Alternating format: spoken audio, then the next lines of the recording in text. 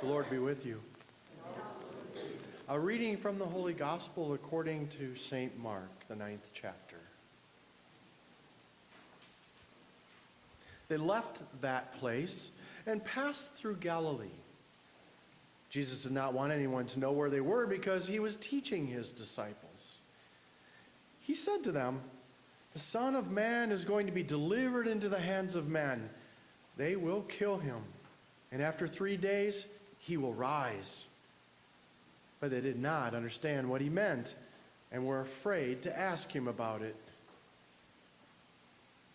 They came to Capernaum, where when he was in the house, he asked them, "What were you arguing about on the road?" But they kept quiet, because on the way they had argued about who was the greatest.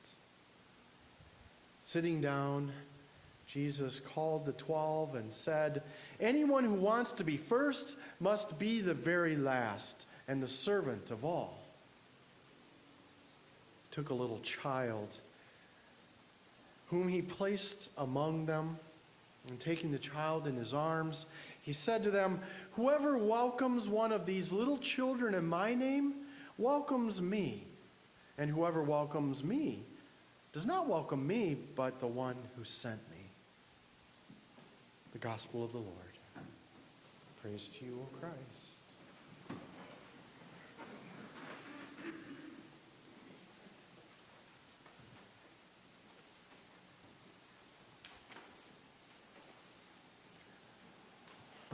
What kind of words do people use to talk about us here at St. Paul? Who do they say that we are?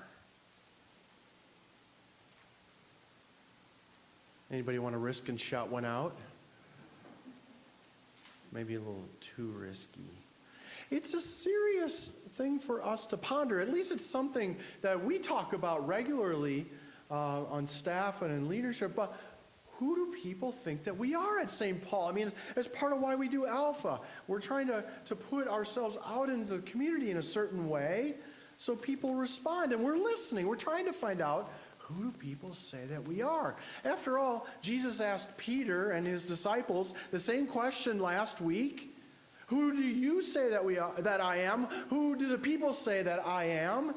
And they answered with all sorts of different answers. And finally, Peter takes the risk and says, "Jesus, you are the Christ." And we're reminded that Mark has been asking us to think about that from the very beginning of the gospel.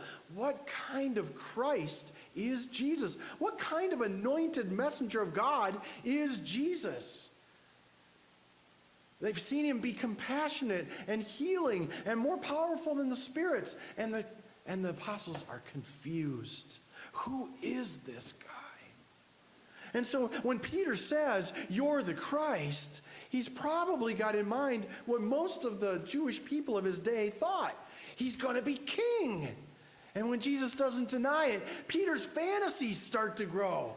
And he thinks, "Oh, my future with Jesus in his kingdom, exhibiting all this power that he has. We're going to throw out all these bums that are in leadership now. We're going to get rid of the Sadducees and the Pharisees and the Romans and the Herods. And we're going to replace it with us under this great King Jesus. God saves."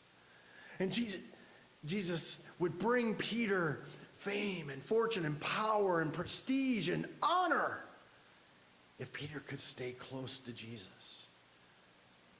But then, even as Peter proclaims that, they start walking down the road and Jesus starts to say to them, "You know what it means for me to be king, for me to be Messiah? We're going to Jerusalem. And here's what's going to happen in Jerusalem. As much as it's going to snow this winter, I can tell you with certainty, I will go there, I will be mistreated, I will be arrested, I will be beaten, and I will be killed.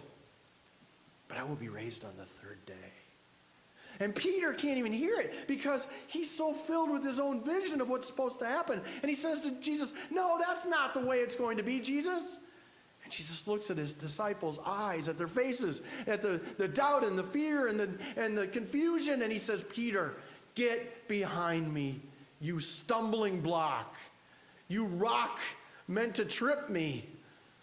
I don't need you in my path to divert me away from God's mission for me. I need you behind me, Peter, as my disciple, listening, following me, encouraging the others. We got to go, Peter. And the disciples all saw this. And so Jesus starts to teach about what it means to be a disciple of his. And he says, look, if you're going to follow me into this kingdom I've been preaching, here's what it's going to cost you.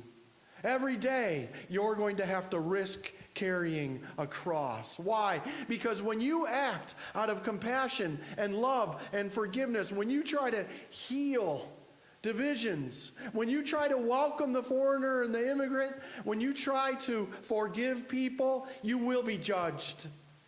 You will be excluded. You may even be beaten and killed. It could happen. Are you willing to risk the cross for the sake of the gospel and for the sake of me? Whew. That's a heavy thing to think about. And here we have Jesus continuing on the road with his disciples. We went past two really significant events. The Transfiguration, where Jesus takes some of his disciples up onto a mountainside and they commune with God so they can be strengthened in their resolve to follow him. And then when they come down off the mountain, down into the valley, they encounter a boy with a demon. And Jesus casts out the demon, and they see once again this great power. And Jesus reminds them, it is through prayer, it is through asking God for what is most needed in this place, surrendering, that things like demons being removed can happen. As Laura was reminding us in our opening prayer, it's not about you, it's not about me, it's about what God is doing.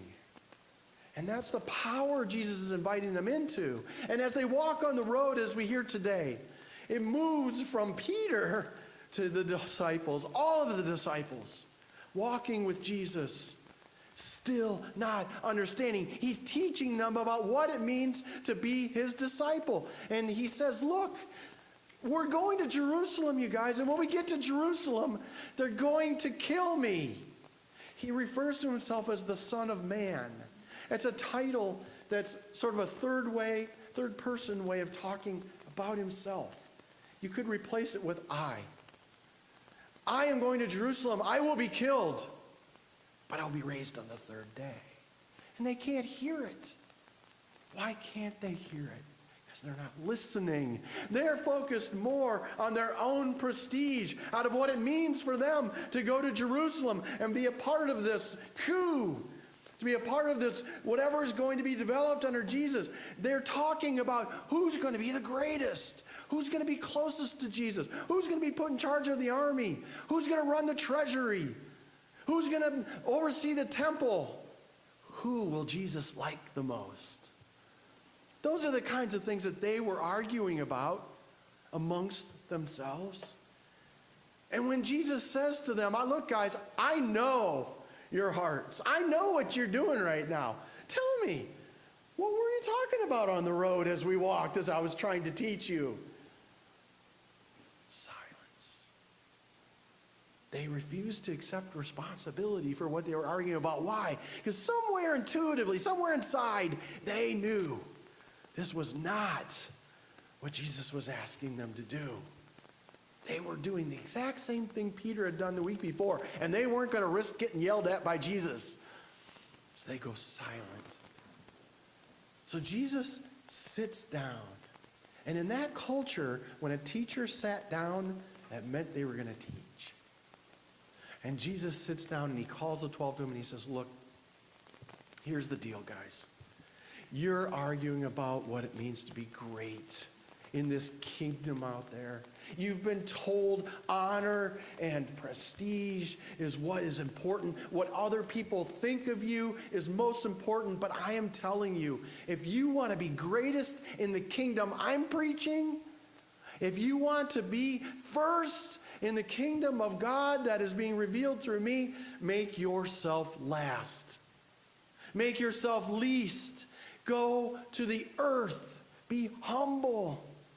Serve everyone. Then you will know truly the joy of what it means to be greatest. And these guys look at him, blank stares. Jesus, that doesn't make any sense. Because see, we believe Jesus said to be first, you got to be first. To be the greatest, you got to be strong. Might is right, Jesus. We got to make it happen ourselves, Jesus. And he shakes his head and he uses an image at this point to reinforce his teaching for them, to strike at their hearts, to go deep at the core of what's really going on here. I want to ask Dean to come forward and help me with something.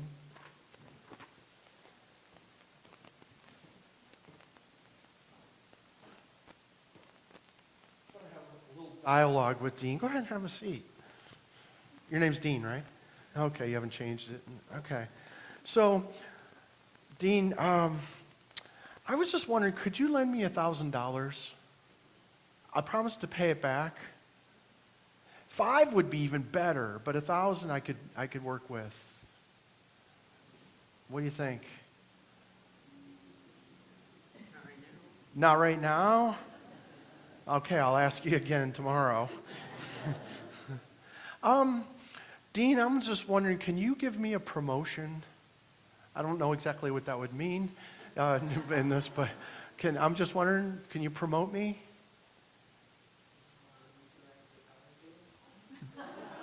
That's the question, isn't it? Do you have the power to promote me? What are you going to make me into? No, Dean, can you make me good looking?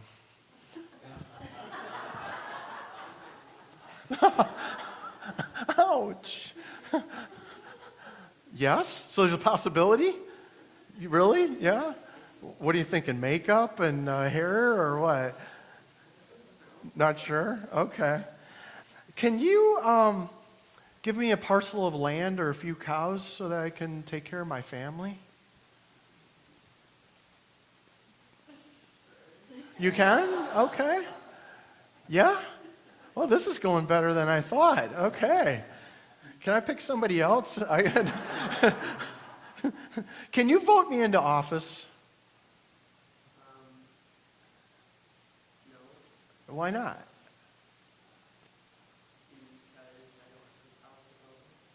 Oh, you don't have the power to vote yet. That's a problem, isn't it? Okay, so I won't look to you for your vote. Okay. Can you make me head of the varsity basketball team at school this year? Why? Oh, okay. Well, that's honest, I suppose. Can you build me a new car? No? Okay. Can you be my bodyguard? Okay, yeah. I'm thinking, what? One punch, you're out, right? Because there's a lot of people after me, by the way. Can you make me supper? Oh, okay. All right. Thanks, Dean.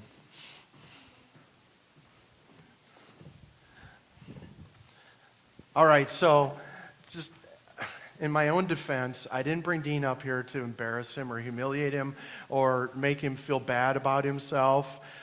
But it is an issue about power. And this is an image that Jesus is using with his own disciples to make a point with them in their culture.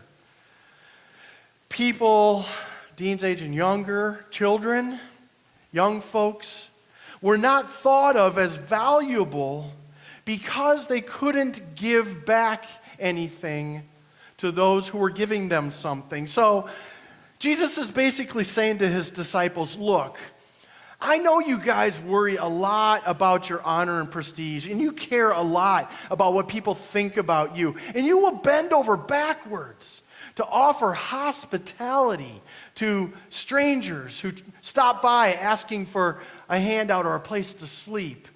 You will do that because you hope that they will go to the next village and praise your name as a great host and raise your honor up in the county. Oh, those people at St. Paul, aren't they fantastically welcoming? But at the same time, Jesus suggests to his disciples, you will ignore your own flesh and blood, the people in your own family and community who cannot reciprocate that for you, who cannot give back to you the honor that you so desire. Because children don't have the resources, they don't have the income, they don't have the education yet, they don't have the power to give back what the men would dole out to them. And for that reason, the men thought they had little value. Come to me when you're old enough to work. Now we'll talk about you having some value.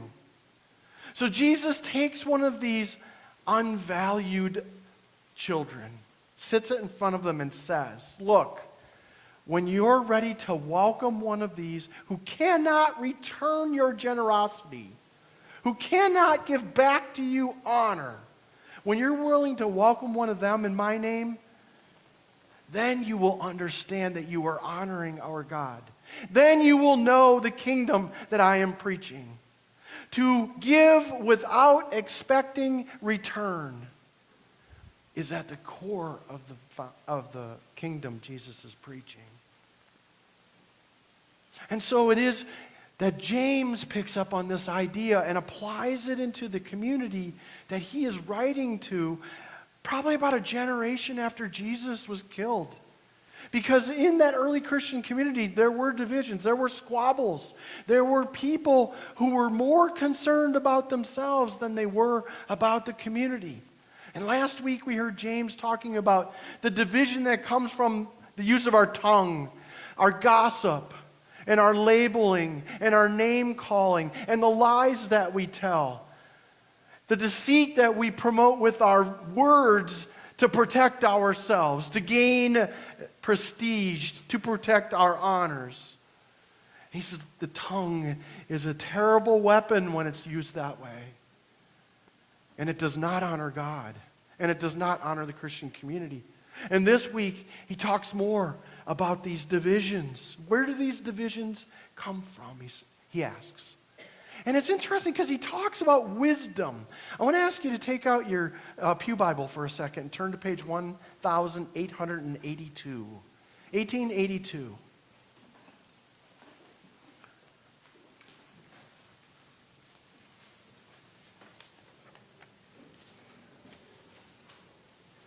And let's look together at what James says about this call to humility, this call to generosity without expecting return. He frames it under wisdom. And he starts out by saying, look, the way wisdom gets presented to you in the world is oftentimes very self-centered. It looks and sounds like people asking prayers from God, but really the things they're asking for have to do with themselves, have to do with their own wants, their own desires, their own getting ahead. And because of that, they don't receive it. It's not real wisdom at all. Real wisdom, wisdom that is divine, that is granted to us through our baptisms, is first of all, look at that, the wisdom that comes down from heaven. It's pure, peace-loving, considerate, submissive and humble, full of mercy and good fruit, impartial and sincere. Are any of those words that people use when they talk about us at St. Paul? Do they see the divine wisdom manifest in this community? Love, peace-loving and merciful, sincere, impartial, non-judgmental. Those are the things that we are called to manifest, that we have the privilege to manifest for the world. You know, I think about this as I walk around the streets of Anamosa. How are people thinking about us and talking about us? Do they see the love and the divine wisdom manifest here. Perhaps today we have the opportunity to reflect a little bit individually and communally on what that divine wisdom looks like. Because my suspicion is that when we run into individual people who are living this way, we're sometimes inclined to think that's just too good to be true. That person's not sincere. That person's just putting on a mask. That person's acting. We're ready to dismiss people who seem too good, too holy, too wise. But James is calling us to be wise as a community. What would it look like for us to be this way so that wisdom is the norm here? That people would come into our community and experience this divine wisdom in such a way that is profoundly different for them. That they experience here something they don't experience anywhere else in the world. That's called the kingdom of God. That's what Christ empowers us to provide to people, is the experience of the kingdom that is rooted in wisdom. Let us be about that today.